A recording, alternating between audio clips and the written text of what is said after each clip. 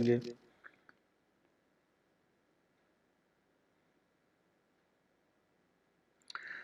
Basically जो एराइंस हैं ऐसे स्ट्रक्चर में बेसिकल एक बेंजीन रिंग टाइप स्ट्रक्चर होता है जिसमें एक ट्रिपल बॉन्ड होता है।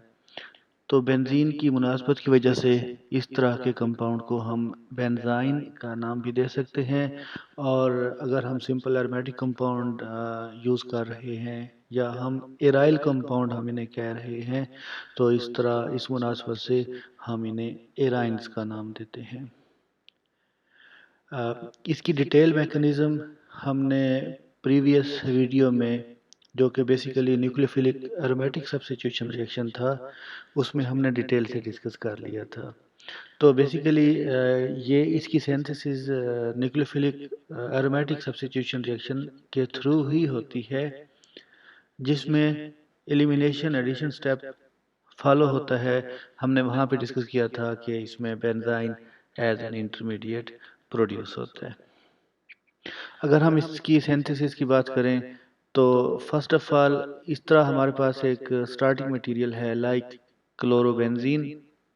इसकी chloro with respect to chloro substituent, इसकी बीटा पोजीशन पे जो हाइड्रोजन एटम है, it has got some electron deficiency due to electron withdrawing inductive effect of chlorine. और जैसे ही इस हाइड्रोजन पे इलेक्ट्रॉन डेफिशिएंसी होगी तो it becomes base sensitive. Base इस हाइड्रोजन को रिप्लेस कर देती है और उसके रिजल्ट में negatively charge carbon atom carbene ion produce होता है। यही negatively charge carbene ion internally benzene ring पे अटैक करता है और उसके रिजल्ट में लीविंग ग्रुप निकल जाता है।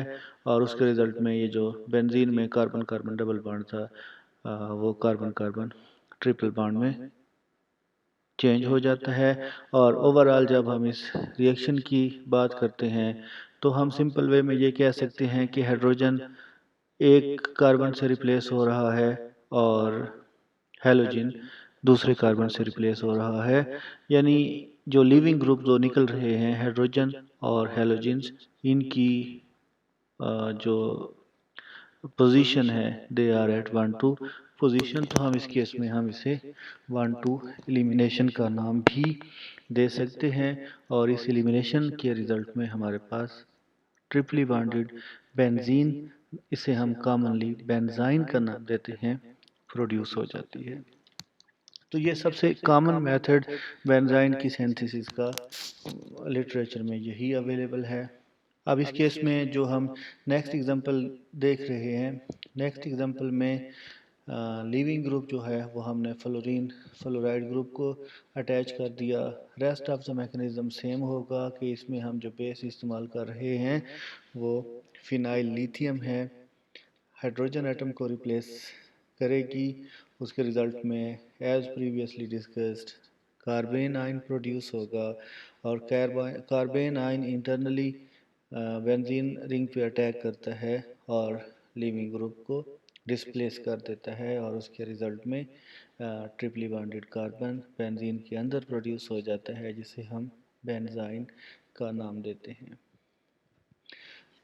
इस केस में जब हम बेंजाइन की सिंथेसिस की बात करते हैं तो बेंजाइन को ये देखने के लिए कि क्या ये प्लेनर मॉलिक्यूल है या नहीं। प्लेनर का मतलब ये है कि ये जो ट्रिपली बॉन्डेड कार्बन एटम है, triple bond between 2 carbon atom मौजूद होता है।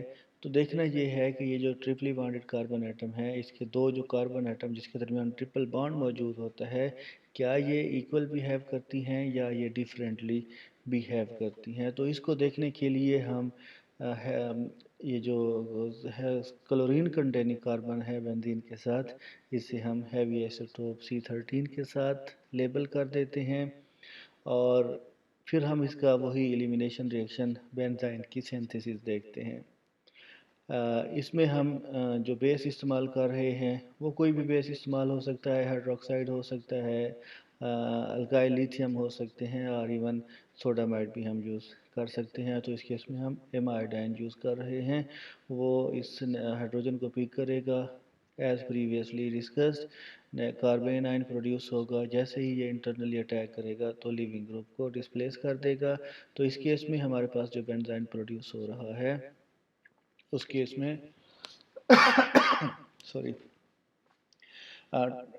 जो ट्रिपल बॉन्ड बेंजाइन में मौजूद है उसमें एक कार्बन जो है वो C13 हैवी आइसोटोप के साथ लेबल किया गया है, जबकि दूसरा जो है वो नॉर्मल C12 कार्बन एटम है।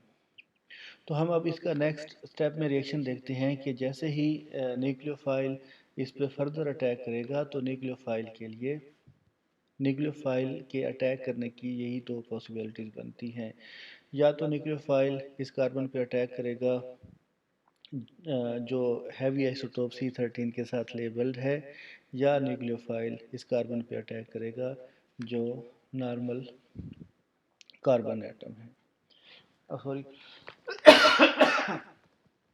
जब न्यूक्लियोफाइल इस कार्बन पे अटैक करता है जो C13 के साथ लेबल किया गया है, तो इस कार्बन के साथ C13 लेबल्ड कार्बन के साथ न्यूक्लियोफाइल अटैच हो जाता है। जब हम इसका दूसरा केस देखते हैं तो न्यूक्लियोफाइल इस कार्बन पर अटैक करेगा जो नॉर्मल C2 कार्बन एटम है, तो उसके रिजल्ट में हमारे पास न्यूक्लियोफाइल इस कार्बन के साथ अटैच हो जाता है। तो इन दोनों प्रोडक्ट्स को हम डिफरेंशिएट इस तरीके से कर देते हैं कि ये जो हमारा प्रोडक्ट है इस केस में न्यूक्लियोफाइल उस कार्बन पे अटैक कर रहा है जिसके साथ प्रीवियसली लिविंग ग्रुप अटैच था। लाइक C13 लेबल्ड कार्बन के साथ प्रीवियसली लिविंग ग्रुप अटैच था, तो न्यूक्लियोफाइल उस कार्बन एटम पे अटैक कर रहा है। इस तरह के तमाम न्यूक्लियोफिलिक सब्स्टिट्यूशन रिएक्शन को हम कॉमन न्यूक्लियोफिलिक सब्स्टिट्यूशन रिएक्शन कहते हैं कि न्यूक्लियोफाइल इस कार्बन पे अटैक करता है जिसके साथ लिविंग ग्रुप अटैच होता है और लिविंग ग्रुप को न्यूक्लियोफाइल डिस्प्लेस कर देता है और इसके रिजल्ट में न्यूक्लियोफिलिक सब्स्टिट्यूशन रिएक्शन होता है। जबकि हम इसका जब दूसरा केस देखते हैं तो न्यूक्लियोफाइल अब उस कार्बन के साथ अटैच है जिसके साथ प्रीवियसली लिविंग ग्रुप अटैच नहीं था। इस तरह के न्यूक्लियोफिलिक सब्स्टिट्यूशन रिएक्शन को हम साइन सब्स्टिट्यूशन रिएक्शन का नाम देते हैं। तो इस केस में हम सिंपल वे में जब बेंजाइन को C13 कार्बन के साथ लेबल कर देते हैं तो अब ये सिमेट्रिकल नहीं रहेगा। जब ये सिमेट्रिकल नहीं रहेगा तो इसमें हमारे पास दो प्रोडक्ट के बनने के चांसेस होते हैं। एक ये वाला प्रोडक्ट बनेगा जिससे हम नॉर्मल न्यूक्लियोफिलिक सब्स्टिट्यूशन रिएक्शन का नाम देते हैं और दूसरा प्रोडक्ट जिसे हम साइन सब्स्टिट्यूशन का नाम देते हैं। तो ये दोनों प्रोडक्ट बनते हैं इसमें, जो इस बात को इनडायरेक्टली कंफर्म करते हैं कि बेंजाइन में दो इक्वल रिएक्टिव सेंटर्स मौजूद होते हैं।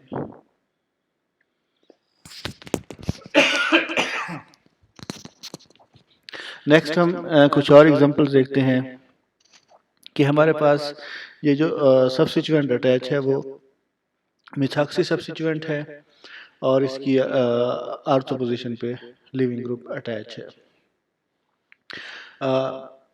Nucleophilic substitution reaction aromatic substitution reaction होना है तो हाइड्रोजन जहाँ पे अवेलेबल है इस केस में हम ये इस तरह का स्टीरिकली हिंडर्ड बेस इस्तेमाल कर रहे हैं, यहाँ से हाइड्रोजन को रिप्लेस कर देगा और उसके दूसरे स्टेप में लिविंग ग्रुप डिस्प्लेस होगा। तो यहाँ पे हमारे पास ट्रिपली बॉन्डेड कार्बन प्रोड्यूस होता है। इस तरीके से हम इस तरह का प्रोडक्ट बना सकते हैं। जब हम इस तरह के स्टार्टिंग मटेरियल की बात करते हैं तो उसका हम अल्काइल लिथियम या इस तरह का हमारे पास ये एमाइड है, बेसिकली लिथियम एमाइड। तो जब हम ये वाला बेस इस्तेमाल करते हैं तो हाइड्रोजन या तो यहाँ से रिप्लेस होगा या इस पोजीशन से रिप्लेस होगा और हेलोजन यहाँ से रिप्लेस होगा। तो हमारे पास ये जो बेंजाइन प्रोड्यूस हुआ है या तो इस पोजीशन पे प्रोड्यूस हो जाएगा या अल्टरनेटिवली इस पोजीशन पे प्रोड्यूस होगा। सिमिलरली अगर हमारे पास इस तरह की ये कंडेंस रिंग्स हैं, इसमें लिविंग ग्रुप मौजूद है ब्रोमीन, तो इसकी इस पोजीशन पे हाइड्रोजन मौजूद है इस ब्रिज पोजीशन पे, या जो हमारे पास दो रिंग जॉइनिंग कार्बन एटम्स है इस पोजीशन पे इसका इस साइड पे रिएक्शन नहीं होता क्योंकि यहाँ पे कोई हाइड्रोजन मौजूद नहीं है। तो ये पोटाशियम एमाइड यहाँ से हाइड्रोजन को रिप्लेस करेगा, लीविंग ग्रुप इस पोजीशन से रिप्लेस होगा। तो इस तरीके से हमारे पास जो एराइन प्रोड्यूस होगा वो इस तरह का एराइन प्रोड्यूस हो जाएगा। Thank you.